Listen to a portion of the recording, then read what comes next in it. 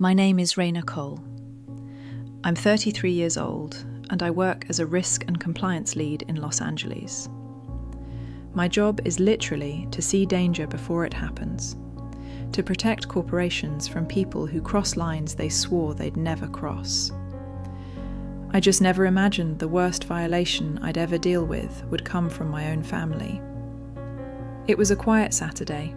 No alarms, no emergencies, just the hum of my fridge and the city breathing outside my window. I was making coffee when my phone buzzed on the counter. The notification came from the family group chat. Summer Getaway 2025. That alone should have been a red flag. My family only renamed the chat when they wanted something big. I wiped my hands, picked up the phone and opened it, expecting photos or some dramatic idea from my younger sister. The first message was from my father. "We're taking your beach house for the summer." No greeting, no question mark, just a statement, typed like a confirmed reservation. A second later, my mother reacted with a thumbs up emoji. Then my sister, Lila, liked the message and added, "Yes, finally! We all need this." I watched the screen as the messages stacked. No, "Is this okay with you, Raina?" No, "Do those dates work?" Just casual certainty, like my home was a timeshare they'd already split amongst themselves. I could have replied. I could have reminded them that every inch of that house came from a decade of 12-hour days, compliance reports, and boardroom presentations that left my throat raw. Instead, I did what I've trained myself to do at work when something feels off. I took a screenshot. Then I put the phone down. My heartbeat slowed, not from shock, but from clarity. My thoughts lined up like files in a folder. If they wanted a summer in Boca Vista, my quiet little slice of the Florida coast, they would find something waiting for them that none of them expected. I said nothing in the chat. No fight, no emoji, just silence. If it were you, what would you do? Would you confront them immediately or let the silence do the work? Think about it for a second, because this is where everything truly began. 3 weeks before that message, I had been sitting in a conference room signing the final documents for the beach house. 10 years of late nights, risk assessments, surprise audits, and quick questions at 11:47 p.m. All of it condensed into a stack of papers and a closing handshake. When I first walked into that house, the balcony doors were open, and the sound of the tide folding over itself drifted in. No emails, no ringing phone, no one asking for just one more favour, just waves. For the first time as an adult, I could hear myself think. It wasn't just property, it was proof. Proof that the sacrifices meant something. Proof that my life was mine, not a group project my parents could present to relatives as something we did together. I didn't blast it on social media. I didn't send photos to the family group chat with smiling captions. I furnished it slowly, quietly. Linen curtains, light wood, simple furniture. Everything chosen to feel like breathing after years of suffocation. Eventually, I told them. It slipped out at dinner when my mother tilted her head and said, "You look less tired lately. New skincare?" I laughed and said, "No, I bought a beach house in Boca Vista. It helps." My father's eyes lit up, not with pride, but with calculation. "What rate did you lock the mortgage at?" he asked, like he was reviewing an investment. My mother squeezed my hand and smiled. "Oh, honey, that's wonderful. I'd love to visit sometime, just to check on things." I didn't think twice. I told myself this was what a good daughter did. I emailed her a digital copy of the spare key code. I didn't know that tiny decision would become one of my biggest regrets. In my family, my success was never really mine.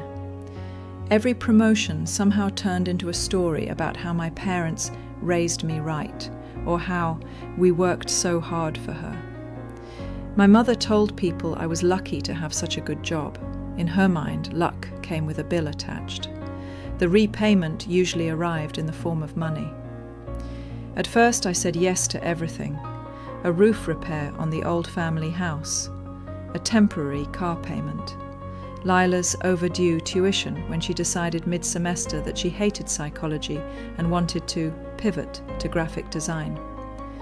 I wired money before they finished explaining, because that's what they expected from me, the responsible one, the rock, the problem solver. Gratitude came as a text or a quick hug, then faded. New emergencies replaced the old ones.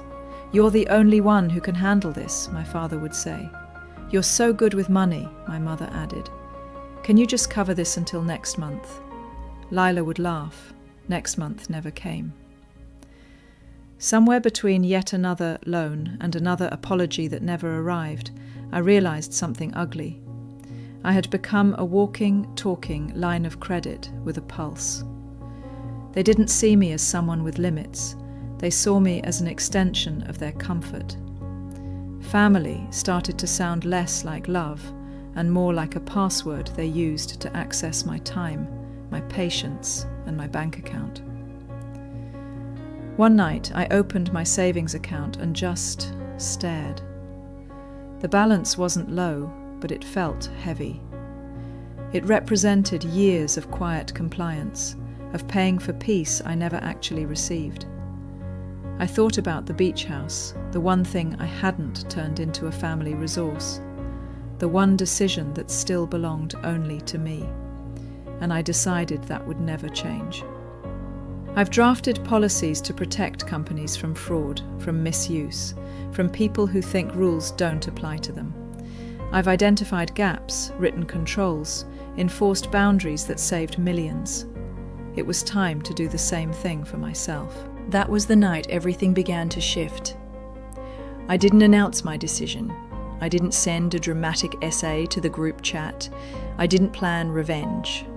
I simply drew a line in my mind. The next time they crossed it, I would not move it for them. When my father claimed my house in one line of text, "We're taking your beach house for the summer," that line lit up in red. And for once in my life, I didn't panic. I planned. The following week, I booked a flight to Boca Vista, not to prepare the house for them, but to prepare it for me. To make sure that the next time my family tried to walk through a door I paid for, they would find it locked in a way they had never seen before. Locked by a woman they thought they would always control. That woman was gone, and they were about to meet the one who replaced her. Marianne spoke in that calm, policy-fluent tone I knew well from my own career. "We use a gated access system. Only verified owners and registered guests are allowed through. We also support owner-filed restriction notices. If you'd like, we can reset all keys and start from scratch." There it was, the lever. "Yes," I said. "Reset everything. No old codes, no shared entries. Only one authorized person on file. Me." She didn't bat an eye. "All right, we'll revoke all previously issued cards and codes, and I'll put a note in your file that no exceptions are allowed without written consent." I could tell I wasn't the first person to walk in with a family problem wrapped in legal language. Still, she treated it like any other procedure. Not dramatic, not emotional. Policy, control, boundaries. As she typed, I added one more thing. "If anyone attempts entry claiming to be family, please contact security and log it. I want any attempts documented." Marianne nodded. "Understood, Miss Cole. We'll enforce whatever's on record." By the time I left the office, every old access route had been quietly erased. That afternoon, a security company van pulled up in front of the house. 2 technicians in polos stepped out, carrying tool bags and cases with keypad systems and small black cameras. They walked through my villa like surgeons, replacing locks with biometric ones, installing a smart video doorbell, and placing 360-degree cameras at key points: driveway, gate, back patio. "Everything's synced to your phone," one of them said, handing me a small tablet. "You'll get an alert if anyone comes near the property lines. Audio, video, full recording." Perfect. Standing on the balcony, watching them work below, I felt something I hadn't felt in years. My boundaries turning into something physical. Not just wishes, not just, "I really wish they'd stop doing this." Real, enforceable limits. If you've ever wanted to draw a line and finally mean it, you know that feeling. It's not anger, it's structure. The last step was legal. I called someone I trusted, Nadia Rez, a corporate attorney I'd met during a particularly messy investigation 2 years ago. She was quiet, surgical with words, and allergic to drama. Perfect. We got on a video call. I kept my voice steady as I laid out the facts. Sole ownership of the property, past assumptions of shared use, the group chat message declaring they were taking my house, this access reset and HOA enforcement options. Nadia listened without interruption, then said, "You don't need to explain your emotions to me, Raina. Just tell me the outcome you want." "I want a paper trail," I said. "If they show up, it's not a misunderstanding, it's trespassing." Nadia nodded once. "Then you'll need a formal no-access notice and a written record that they've been informed." Together we drafted a document, clinical, precise. It stated that no individual, including immediate family members, was permitted to enter, occupy, or modify any part of my Boca Vista property without my explicit written consent. It cited property statutes, HOA policies, and civil trespass laws. No anger, no insults, just lines and consequences. She sent it to me for e-signature. I signed it immediately and attached my deed. Then I forwarded the package to Marianne at the HOA, marking it for record and enforcement. The final email went to my parents. Subject line, Property Access Policy, Boca Vista Home. No explanation, no soft opening, just the document and my signature. I enabled read receipts and watched them ping. My mother opened it first, then my father. Lila never bothered to read it, of course.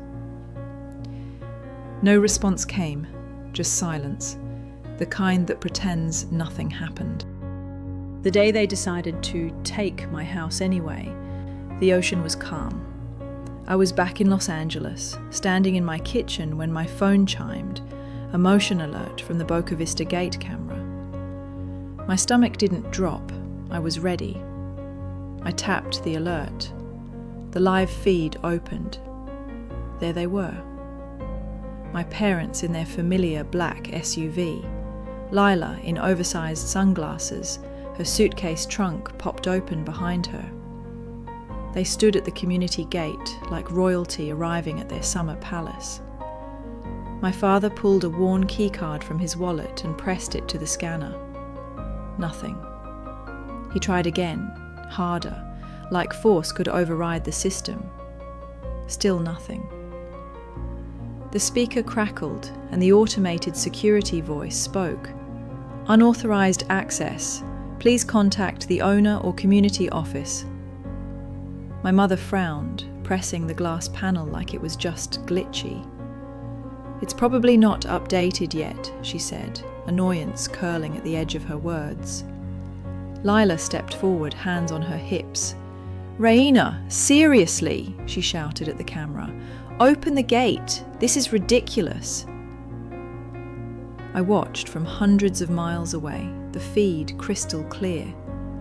I could see every twitch of irritation, every assumption that this would bend in their favour like everything else. I clicked the microphone icon. My own reflection flashed briefly in the corner of the screen before I spoke. My voice came through the gate speaker, calm, even. You are trespassing on private property. This residence is protected under HOA and state policy.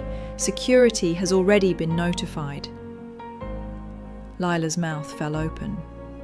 My father stepped in closer, staring straight into the camera, as if he could intimidate the lens itself. "We're your family," he snapped.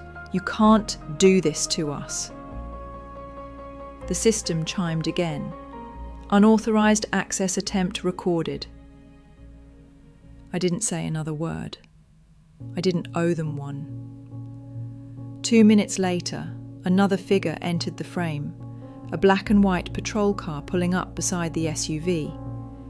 The door opened and a deputy stepped out, calm and composed, badge catching the Florida sun. "Good morning," he said, approaching them. "This address is registered to Miss Raina Cole. There's a no access notice on file. Are you able to provide written permission from the owner?" My mother's voice trembled, caught between indignation and disbelief. "I'm her mother. We've stayed here before. This is just a misunderstanding." The deputy didn't flinch. "The records are clear, ma'am. Without written authorization, you cannot enter this property. I'm going to have to ask you to leave." On my phone screen, I watched their faces shift from entitlement to confusion to something that almost looked like fear. If you were me, watching your family being told no for the first time in their lives, would you feel guilty, vindicated, or just free? I stayed silent.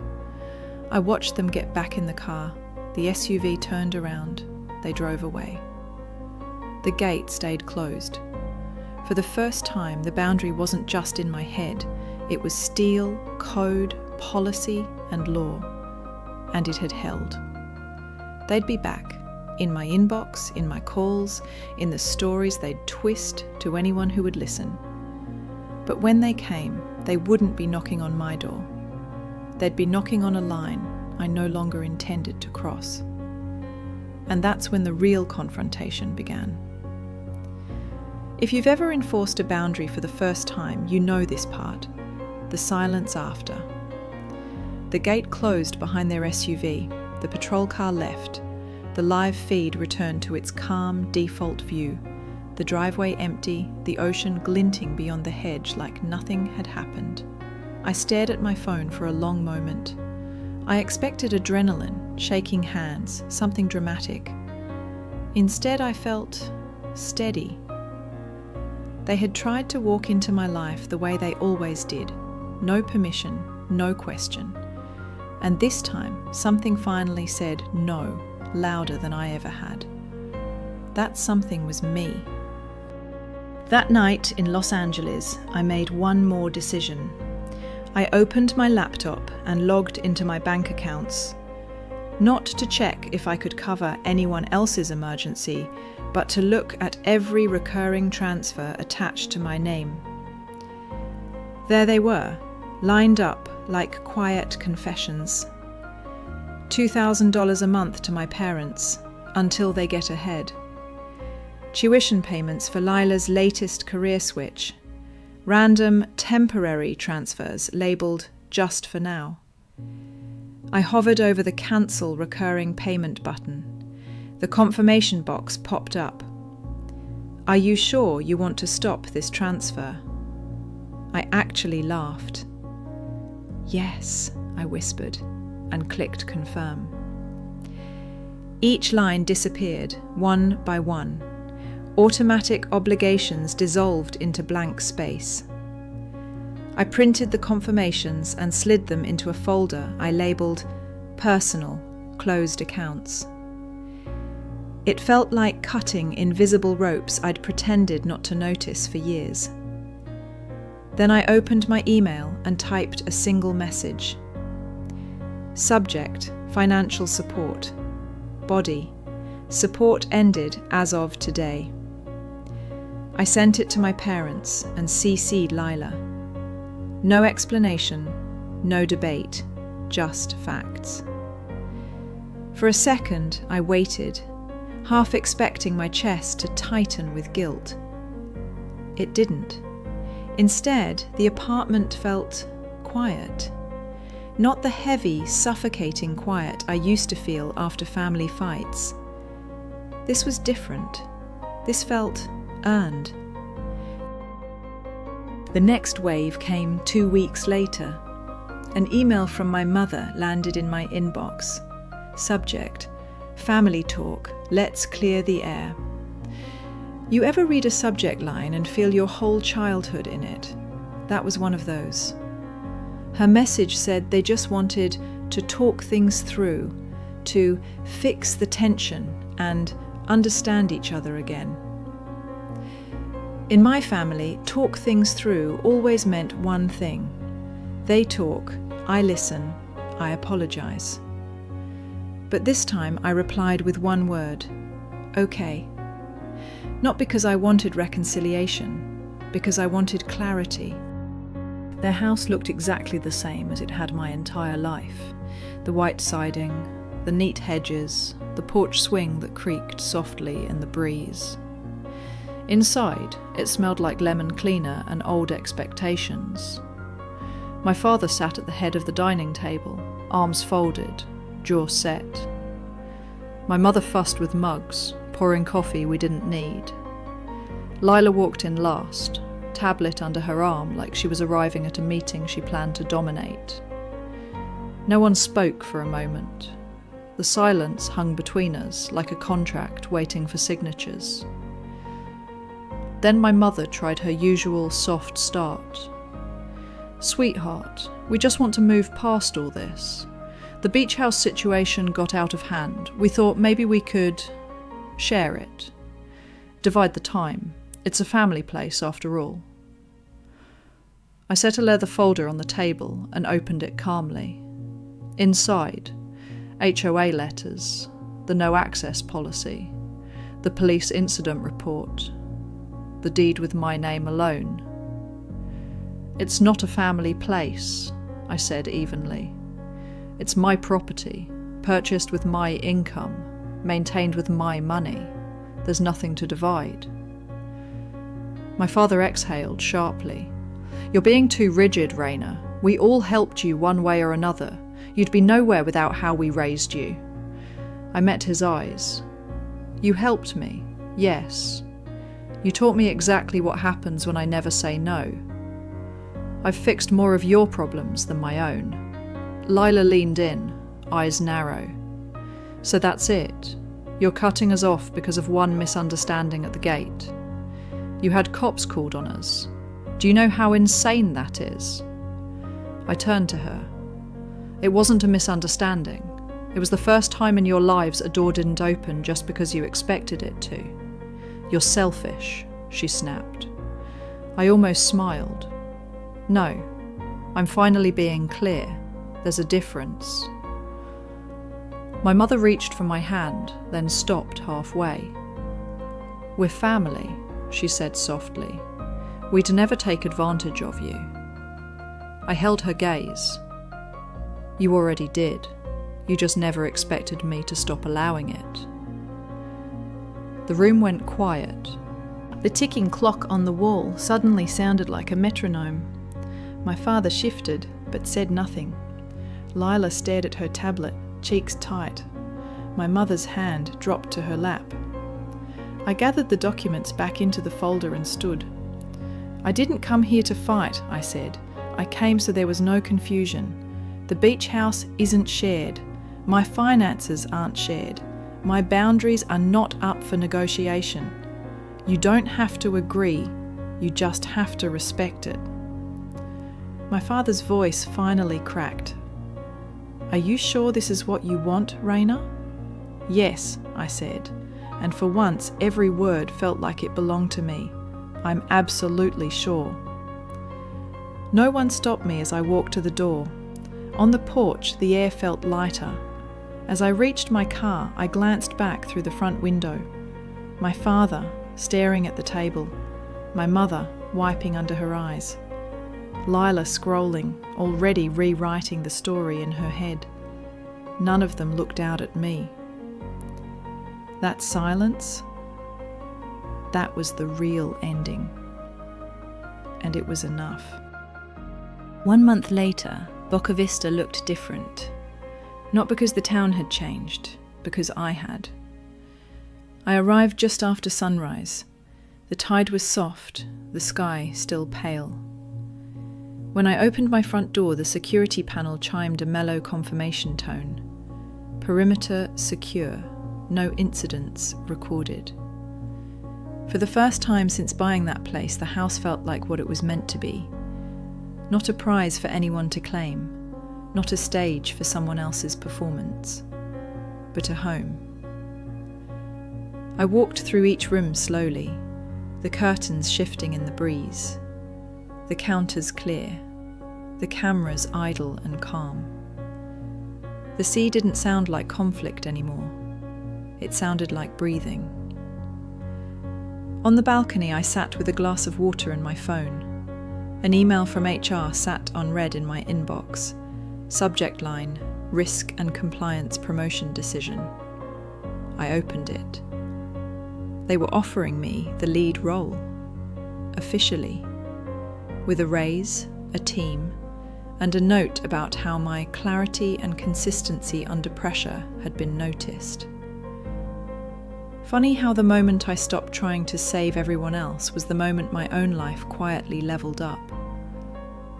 I replied with 2 words. Thank you. No exclamation marks, just certainty. Later, I met Marianne from the HOA at a cafe across the street. She waved me over, eyes kind. Everything's been smooth on your property, she said. In fact, your file is one of the cleanest we've seen. Clear rules, clear enforcement. I wish more owners handled things like you did. I smiled. You'd be surprised how long it takes to learn that in real life. We talked about simple things after that. Maintenance schedules, best restaurants on the strip, a local art fair I'd never noticed before. For once, my life didn't feel like something I was constantly managing. It felt like something I was finally living. A few weeks later, I got a message from an old neighbour back home. Lila had sold her car. My parents had listed their house. The safety net they'd quietly depended on had disappeared, and reality was catching up. I didn't smile. I didn't gloat. I just felt distance. Not the cold kind, the healed kind. Each month, I started donating part of my income to a small non-profit that helped women set boundaries after growing up in controlling or financially manipulative families. Not as penance, there was nothing to atone for, but as rerouting. If my story could go anywhere, it wouldn't be back into that house I left behind. It would go forward. One evening, as the sky over Boca Vista melted into gold, my friend Devon visited. He stood at the balcony railing, looking out at the water. "You're different," he said. "You're quieter, in a good way, like the noise is finally gone." I thought about it. I spent so long proving I was a good daughter, a good sister, a good everything. I forgot I was allowed to just be a person. He nodded slowly. Sometimes the bravest thing isn't fighting everyone. It's locking the door and keeping it locked. We stood there in silence, watching the waves erase their own edges over and over. If you're still here, listening, maybe this is the part meant for you. Revenge doesn't always look like destruction. Sometimes it looks like documentation, a clean exit, and a door that doesn't open anymore. I didn't ruin my family. I just stopped funding the version of me they preferred. The ocean breeze moved through the balcony. carrying salt and jasmine. For the first time, I understood. Peace was never something I had to earn by overgiving. It was something I had to defend, and I was done apologizing for it.